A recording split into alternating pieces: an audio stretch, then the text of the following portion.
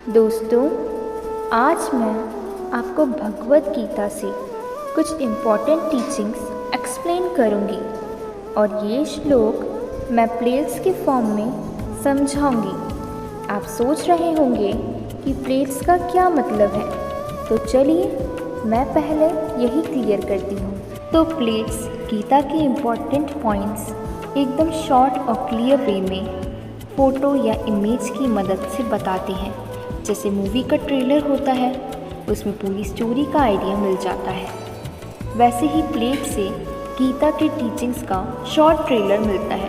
उसके बाद जब हम पूरा श्लोक पढ़ते हैं तो समझने में आसानी होती है। कलयुग में जो लोग बुद्धिमान होते हैं वो समझ जाते हैं कि इस युग में भगवान को प्रसन्न करने का सबसे श्रेष्ठ तरीका है संकीर्तन यजना, जिसका मतलब है भगवान के नाम का मिलकर सामूहिक जाप, भजन, कीर्तन करना।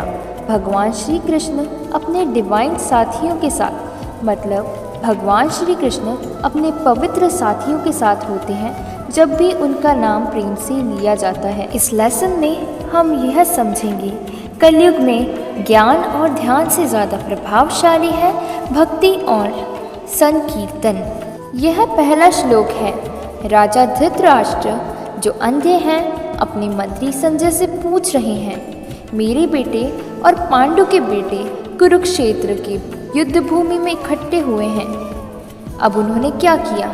इसमें जो छुपा हुआ अर्थ है वह ये है, धृतराष्ट्र को पता है कि ये धर्म युद्ध होने वाला है, लेकिन फिर भी उनका मेरे बेटे और पांडु के बेटे कहना बताता है कि उनका मन पार्शियल है, मतलब वह पक्षपात करते हैं। ये श्लोक हमारी अटैचमेंट और बायस को रिफ्लेक्ट करता है।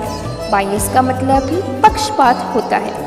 इसका लेसन जो है वो यह है, युद्ध के पहले ही राजा का मन असंवेदनशील और पार्शियल था और इसी से गीता का प्रवचन शुरू होता है।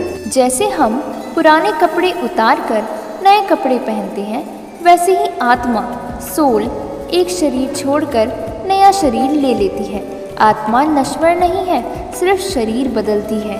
इसका मतलब है आत्मा अमर है, वह मरती नहीं है, सिर्फ एक शरीर छोड़कर दूसरा शरीर ले लेती है। प्लेट 3, व्यक्ति एक यात्री है जो कि शारीरिक शरीर की कार में बैठा है और बुद्धि उस कार की ड्राइवर है। यहाँ शारीरिक शरीर का मतलब कोई ना समझाओ तो इसका मतलब होता है फिजिकल बॉडी, यानी कि जिस शरीर को हम देख सकते हैं, छू सकते हैं, वैसा शरीर। यह एक बहुत ही ज़्यादा खूबसूरत मेटाफर है।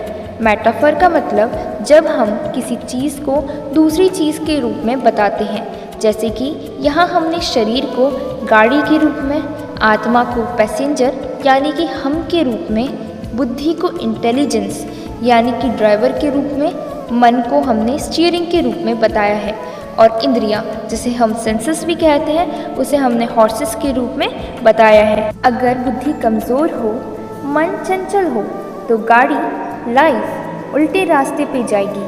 अगर हम ध्यान, ज्ञान और सेल्फ कंट्रोल से चलाएं तो सफ़र सुखद होगा। इसका जो लेसन है वो यह है, अपनी बुद्धि और मन को कंट्रोल करना, यानी कि जीवन को कंट्रोल करना।